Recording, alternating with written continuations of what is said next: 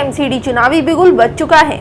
4 दिसंबर को एमसीडी चुनाव होने हैं, लेकिन इस बार का चुनाव थोड़ा अलग है, क्योंकि दिल्ली नगर निगम में परिसीमन करके तीनों निगमों को अब एक कर दिया गया है, जिस वजह से वार्डों की संख्या 272 से घटकर 250 हो गई है।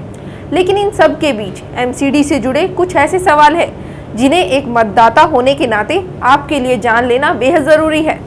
दिल्ली में नगर निगम कैसे करता है काम, कैसे होते हैं एमसीडी चुनाव, क्या है दिल्ली सरकार और एमसीडी के बीच फर्क, इन सभी सवालों के जवाब के बारे में आज हम चर्चा करेंगे पैंकर न्यूज की खास पेशकश में। जानकारी के मुताबिक 7 अप्रैल 1958 को संसद एक्ट के तहत एमसीडी अस्तित्व में आया था। दिल्ली एमसीडी दुनिया के सबसे बड़े नगर निगमों में से एक है और ये 1397 किलोमीटर क्षेत्र में फैला है।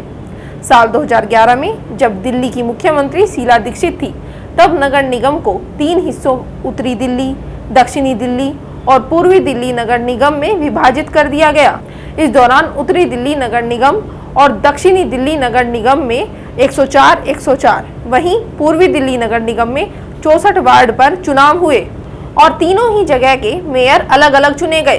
करीब 11 साल बाद फिर दोबारा से एमसीडी को मोदी सरकार में एक कर दिया गया है और एमसीडी के एक होने के साथ ही वार्डों की संख्या भी 272 से घटकर 250 हो गई है और अब 4 दिसंबर को इन्हीं 250 सीटों पर चुनाव होने हैं। दिल्ली में नगर निगम एमसीडी कैसे करता है काम? देश के बाकी नगर निगमों की तरह ही एमसीडी काम करता है।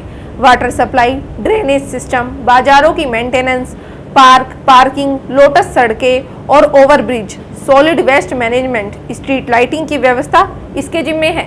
जन्म मृत्यु का रिकॉर्ड हो या प्रॉपर्टी और प्रोफेशनल टैक्स का जमा करना, टोल टैक्स कलेक्शन सिस्टम हो या शवदाह गृहों का प्रबंधन रखना, इन सभी चीज़ों का ध्यान रखना एमसीडी की जिम्मेदारी है। इसके अलावा एमसीडी द्वारा प्राइमरी स्कूल, अस्पताल और डिस्पेंसरी भी चलाए जाते हैं। इस तरह होते हैं एमसीडी चुनाव। बता दें कि दिल्ली नगर निगम के चुनाव इलेक्ट्रॉनिक वोटिंग मशीन यानी ईवीएम के जरिए कराए जाएंगे। राज्य चुनाव आयुक्त विजय देव के अनुसार 55,000 से ज्यादा ईवीएम्स का इंतजाम किया गया है। इस बार भी नोटा का विकल्प मिलेगा। 1 लाख से ज्यादा स्टाफ एमसीडी चुनाव कराएगा। इसमें नोटा का भी विकल्प मिलेगा। चुनाव का ऐलान होते ही आचार संहिता लागू कर दी गई है। चलिए अब जान लेते हैं हमारे आखिरी और सबसे जरूरी सवाल के बारे में कि क्या है दिल्ली सरकार और एमसीडी के बीच फर्क। आपको बता दें कि 60 फीट से कम चौड़ी ज्यादातर सड़कें एमसीडी संभालता है और दिल्ली सरकार उससे चौड़ी वाली सड़कों का जिम्मा उठाती है। वहीं बड़े मोटराइज्ड व्हीकल्स को दिल्ली सरकार लाइसेंस देती है, तो एमसीडी साइकिल, रिक्शा, हाथ गाड़ी को डील करता है। प्राइमरी स्कूल को एमसीडी चलाती है, तो वहीं हायर स्कूलिंग, कॉलेज और प्रोफेशनल एजुकेशन को दिल्ली सरकार द्वारा देखा जाता है।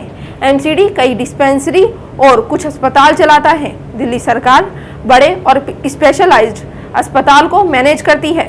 दिल्ली की सीमाओं पर टोल टैक्स, विज्ञापन राजस्व और भू कर एमसीडी के लिए कमाई का जरिया है। इसके साथ ही दिल्ली सरकार और केंद्र से भी एमसीडी को मदद मिलती है। वहीं एक्साइज ड्यूटी, सर्विस टैक्स और वैल्यू एडेड टैक्स से दिल्ली सरकार की कमाई होती है। आज की हमारी इस स्पेशल रिपोर्ट में इतना ही। आपको हमारी दी गई ये जानकारी कैसी लगी, हमें कमेंट करके ज़रूर बताएं। साथ ही वीडियो को लाइक और चैनल को सब्सक्राइब करना बिल्कुल ना भूलें।